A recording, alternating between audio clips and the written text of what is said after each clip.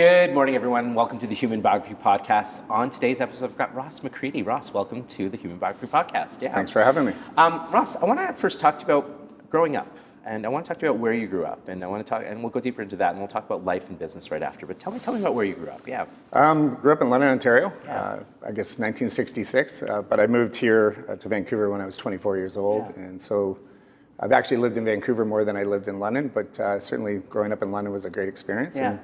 What brought you to Vancouver? You know, I came here when I was 15 years old on a ski trip with a friend for March break, and I just blew my mind. Yeah. I mean, Vancouver, for the things that I'm passionate about, things that I care about, growing up in London, Ontario, pretty boring place in comparison, certainly physically and geographically. So to come back, I remember going back and saying to my parents when I was after the 2-week trip to Vancouver and just said, there's absolutely no reason to be in London, Ontario any further. Yeah. So I spent, it took me about 9 years, but when I was 24 years old, I moved out here and I haven't looked back. What did you do when you got here at 24? The funny thing is that I just sold a business and I spent 3 months hanging out in Kits, played not volleyball, basketball every day, and just hung out and rode my bike and just enjoyed the mountains. Were you an entrepreneur? Yeah, I'm not smart enough to get hired by anybody else, so I basically always had to kind of work for different. You built your own table. My own businesses. Yeah, and tell me what kind of interests that you had throughout your career. I love building things. I'm passionate about, just as a kid, I just loved anything I could do where at the end of the day, you could see what you did with your hands. Yeah. My father was a surgeon, and with that experience and watching what he did and how he transformed people's lives and saved people's lives, and it really gave him, pretty significant meaning in his life. For me, a lot of times I just love the idea of being able to do something like that and then look back at your work and seeing the effects that you've had. Tell me some of the businesses that had success early on in your career. Yeah. I was in travel for most of my, really right up until 2001. Yeah. I love travel. I love the idea of travel. Yeah. Started a business in Ontario for a period of time with some partners, and then we moved out to Vancouver in 1990, and then we started a travel agency and a destination marketing company as well here. Yeah. Loved it. Got to travel a lot, and at the same time, I was also passionate about mountain biking. I really got into mountain biking and started racing at a pretty high level, and did that for about 10 years actually. Wow. What works in business and what doesn't work in business when you were early on learning? Yeah. It's a good question. It's not so much work. I think I didn't listen very well when I was younger. Yeah. You're constantly trying to make, as I always said, I try and make shit happen. And so you're constantly out there trying to, you're nervous, you're in fear, you're worried about payroll, you're worried about all these different things.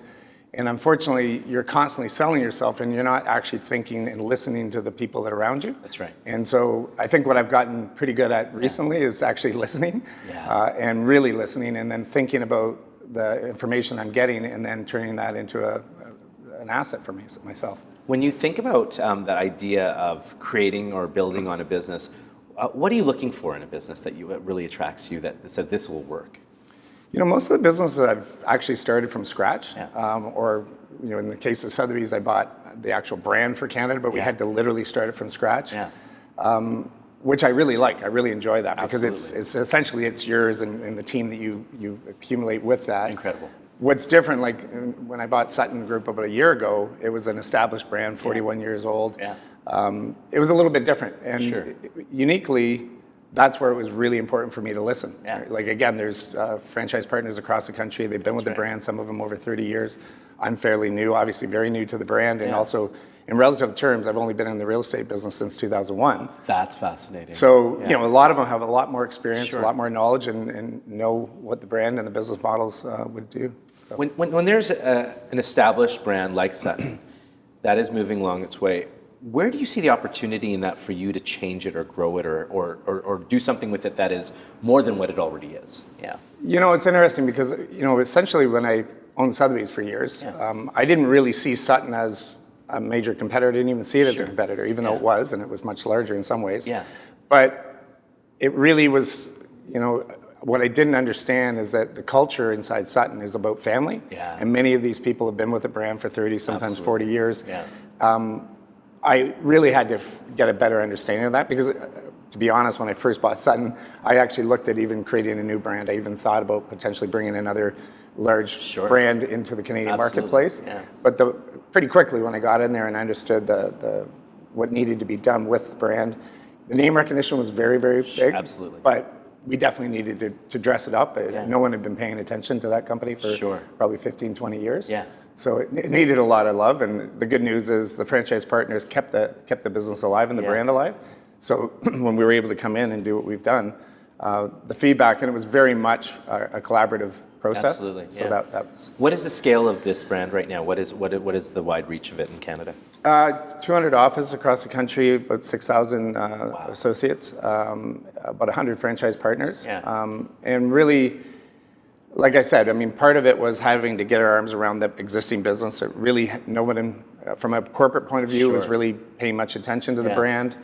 So the first thing we needed to do was I hired a great president and chief operating officer in James Innes, who was extremely smart, very knowledgeable, and had a lot of experience in Europe, launched a digital bank there, launched an insurance platform in the UK, and then was working in Toronto the last 10 years. So he was pivotal in terms of repositioning the business from an operations point of view. Yeah. And then I hired Gonzalo Alatorres, who is our chief marketing officer, and he's been a phenomenal asset to us.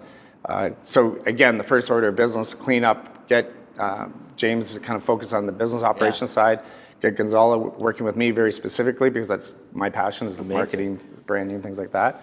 And then in the fall of this year, we hired Anthony Wiskowski, who was our chief technology officer, which was an absolute game changer. And it really spoke to the industry starting to really pay attention to us. If you look at the bench that we have on our executive team, all of them smarter and more experienced than I am in many ways. But we really have what I would say some of the best talent in the industry. Are they West Coast, East Coast? They're actually Anthony is in Toronto, but everybody else is here in Vancouver. In fact, 2-3 blocks away from here. Which is very interesting to me. So I remember early on in my career documenting some really fascinating people who have started big businesses out here on the West Coast, and where during that time, a lot of the head offices for a lot of big companies were in the East Coast. Yep. Do you see a difference in how that works for you guys? Yeah, well, I mean, I'm quite proud of the fact that we are a West Coast business. I've had the luxury of working around the world, and I worked in Dubai, worked in the Middle East, worked all over Asia, and I was always proud of the fact that there's a lot of Canadians that are extremely good at real estate marketing, and they work all over the world. And I would say the Canadian talent is the best in the world at what we do. I wasn't limited to Vancouver, but I call Vancouver, it's the best resort playground in the world. We are lucky. We're very lucky. And we have a great airport, so it's very easy to travel and get around. So that's been a huge asset for us. Now, this is more specific question to the real estate market. What is real estate looking like in Canada right now? Well, how are we doing? How are we doing? Yeah, I mean, obviously with everything going on with it's a lot of change. The U.S. right now. I spent a lot of time, and I worked in the U.S. for 10 years prior to COVID. The Canadians right now, it's in a pause. So from a real estate perspective, I think we still have some of the best real estate in the world. We have some of the best cities in the world. Toronto is, I didn't like Toronto growing up, just being 2 hours from Toronto, you just didn't like Toronto. That's kind of where it was. But Toronto's a great city. I love going there. I was just in Montreal and Toronto last week. Canada has amazing cities. And I think Canadians are very good at densifying and living well in those cities, whereas a lot of times you go into other places, especially in the U.S., where just traveling and getting around, you have to be in a car pretty much everywhere you go, whether it's Vancouver, Toronto. They have their own problems with traffic, but my point being, if you live downtown in Toronto right now, it's a great place to live. Taking on a venture like Sutton, even with your business acumen and all the things that you've been able to do, what advice do you have for young entrepreneurs who are trying to take on big venture and trying to create brands for themselves? What works? So what advice would you give to them? Reach out to as many people as you can.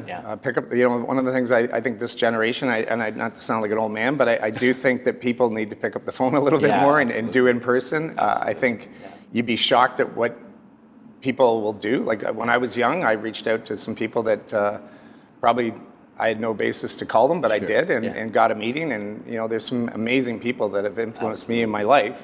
And they had no reason to do it other than they just genuinely wanted to help me. So my point was, when you get a group of people that really do support you and you're listening to them and you're paying attention, you don't have to make all the mistakes they made. Like I joke around that I pretty much made every mistake you can make in the real estate business. So I generally don't make them twice. Yeah. So if someone's talking to me, asking me about what they should be doing, whether it's their own career or their own business, it's not so much the successes I've had. Yeah. It's usually the failures. And like I said, I've failed pretty spectacular in different ways. Yeah. So, and you remember those things. Those are your greatest lessons. Who are your mentors? Who do you look up to, and who did you go through for support and advice?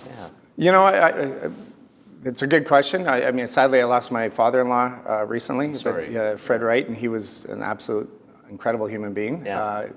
So he was a huge mentor for me, and from a business point of view, and just from an overall life and balance, and just seeing the relationship he had with his kids, and specifically my wife, it was really quite amazing. Yeah. So as I went along in my career, he was incredibly good at pulling me aside from time to time and saying, hey, dude, I know where you're going with this, and maybe you might want to think this way or that way. And I really listened to him. But, my father obviously was a pretty instrumental person in my life, but my biggest fan was my mom. She was a pretty incredible person. 5'2", about 100 pounds, probably the most powerful person I've ever met in my life. So she's had and still continues to have a huge impact in my life, even though she's passed away. Yeah. And then how do you balance family life and work life?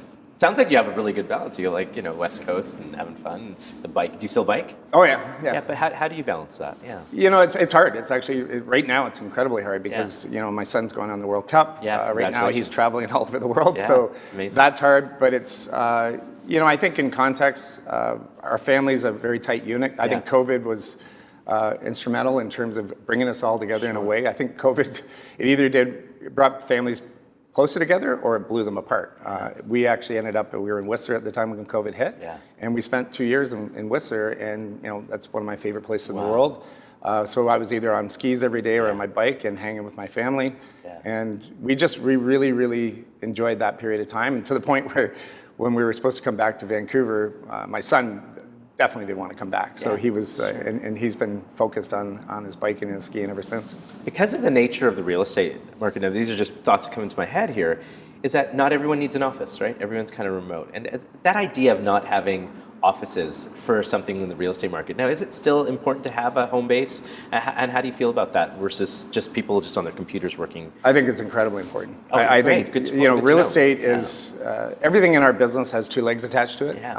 Relationships, if you're good at your as a realtor, for instance, you need to have deep relationships, and not just with your clients, but your associates and the people. And that's what I said. One of the things I didn't recognize at Sutton before I purchased it is how deep the culture there was around family and those relationships. So when COVID came in, I think, especially for the generation sort of 18 to 24, a lot of those kids got lost. And I think it's been it's been a problem. So, I think for the people that have gone through that experience, I think the thing they need to do is really just pick up the phone, go have a coffee with someone.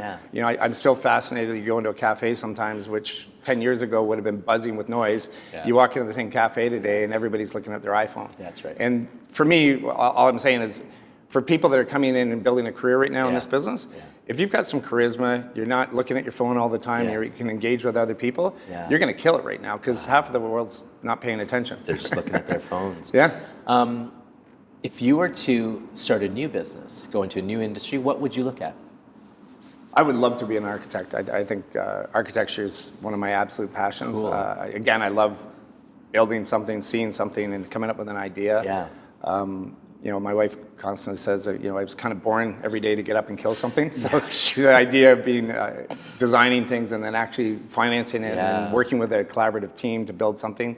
I was heavily involved in Revelstoke Mountain Resort, and that was incredibly great experience to see from an idea through to opening that resort and then building the facilities around it.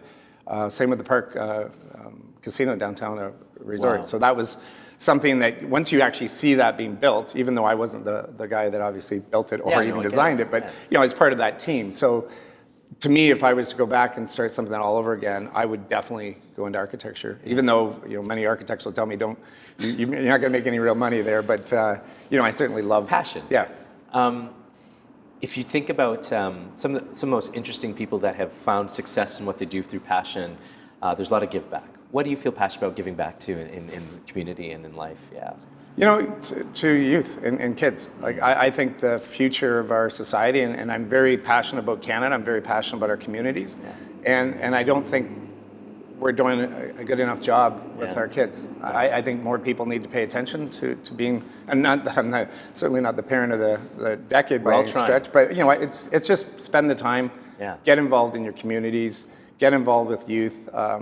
Again, it's rewarding because Yeah. when you see somebody, and I've had the ability to not only impact my own kids, but Yeah. impact other kids that I've known growing up. And when you see someone really hit it Yeah. and come out of something when maybe something was quite Sure. difficult, and then Yeah. they come out and do well, it's incredibly rewarding. And it's something that you just constantly give back. And I know, my father-in-law, Fred Wright, did that many times in his Yeah. own life and was very humble about it. We didn't know most of what he did. But, there's generations of people out there right now that have benefited hugely by his legacy. I remember my son asking me to coach volleyball. And I played volleyball when I was younger, and I probably told him too many stories that I was amazing or something. Then he said, "Oh, will you come coach?" And I remember there was three of us, three dads came and coached.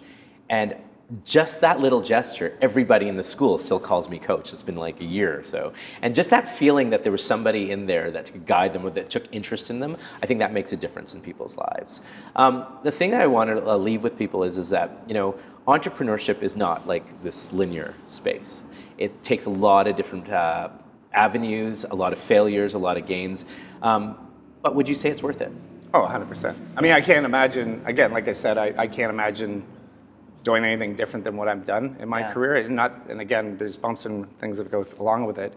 But the ability to get up each and every day and then make a decision as to what you're going to do and who you're going to work with and Yeah. what projects you want to work on, that's a huge luxury. So, when I was younger, obviously, even though I had my own businesses, I really felt like I had to work for or with people that I Sure. didn't necessarily want to. Yeah. And I learned a lot through that experience. And the benefit now being, I guess, an old guy is that, I've had some success in my business, and now Yeah. I can pick and choose not only who I actually get to work with, Yeah. but more importantly, the type of projects we feel passionate about. Yeah. So a lot of times, especially in real estate, we work with a lot of developers, a lot of planners, a lot of politicians in some ways. And I can call it bullshit pretty quick now. Yeah. I don't have to listen to these people because Sure, there's a lot of it in our I can industry. imagine. Yeah, imagine. so, Everyone's trying to add a little bit more flavor to everything. yeah, Are you an audiobook guy or a tangible book guy? tangible. Okay, super. Any Yeah, favorite? although sadly I'm losing my eyesight for reading, so I've We got all are. reading Just so glasses you know, everywhere we around all the are. house. So. Is there a favorite book that you have that you like to read, or that you may be reading right now? Lately I've been reading legal documents, so Yeah. we're working on some pretty big deals right now. Wow, And yeah. I'm fortunate at night, so if I'm reading, I do a lot better reading in the morning than I Yeah. do at night. I get into bed, I pull a book out, and I'm asleep by the second page. Yes. So unfortunately, I haven't been reading a lot in the last, I would say, year. Yeah. But it's something I love to do. It's something I'm passionate about, and I love to write. It's one of the things that beautiful. if I was to take a year off or even retirement, I think I'll, for whatever reason, Yeah. think I can write. Have a creative spark. Yeah, I do. I love writing. What I like to do for amazing people that take time for me, and I appreciate this, is that if you were to ask people out there that are listening to this how they can support you or your work or your business, what would you ask them for? It's a good question. I think, as an entrepreneur and as a Canadian, we need help all the time. I mean, and again, it's not an easy place to do business. No, we don't ask sometimes. Yeah. No, and I think, one of the things I'm really concerned about is Canada's not in a great spot right now for bringing entrepreneurs into the marketplace. Yes. We're not investing again in our youth. We're not investing in the infrastructure. Most of the jobs we've created in the last 5 years have been government jobs. Yeah. Not that there's anything wrong working for the government, but 50-60% of the population should not be working for the government. That's right. So I think one of the things that I really worry about and think about a lot is making sure that we're competitive. If you look at the cost of doing business in Canada versus the US, everything from your cell phone charges, broadband, all these different things, a simple thing like taking the ferry across to Vancouver Island is $250. Wow. If you go from Washington State to the Vancouver Island, it's $40. Wow. And people just don't understand the ramifications like that. And here in British Columbia, we have the government's in the insurance business. So insuring your car here in BC is literally twice as expensive as it is in Alberta. And last year we lost 65,000 people moved from British Columbia to Alberta. Yes. And Vancouver is still an amazing place to live, but it's becoming incredibly expensive and it's incredibly difficult to operate a business here. Support your fellow entrepreneurs, hire them. Create entrepreneurial opportunities in your own work. I was going to say, everyone, and this is a kind of part of my work, is legacy. Not when you die. What is your living legacy? Because you're such a dynamic human. What would you like people to know about you and who you are? Yeah. I'm a pretty average person, to be honest. I've had to work pretty hard at whatever it was that I've done in my life, whether it be from a sporting point of view to my career-wise. But I'm very passionate about the things I get involved in. Yeah.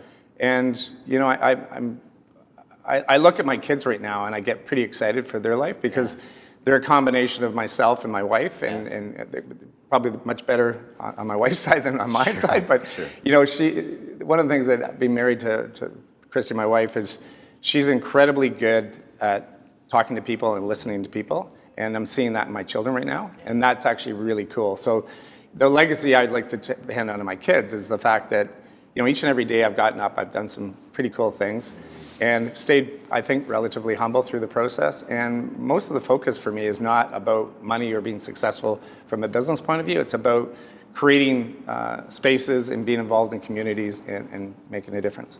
And last thing I want to ask you, who do you have gratitude for? Gratitude for this, being able to get out and tell my story. I mean, that's a big part of my role right now, is to go out and be passionate about what we're doing with Sutton, why we've taken it on in the first place. I'm certainly gratitude that people are willing to listen to me. Thank you so much. Ross McCredie on the Human Biography Podcast. See you all soon.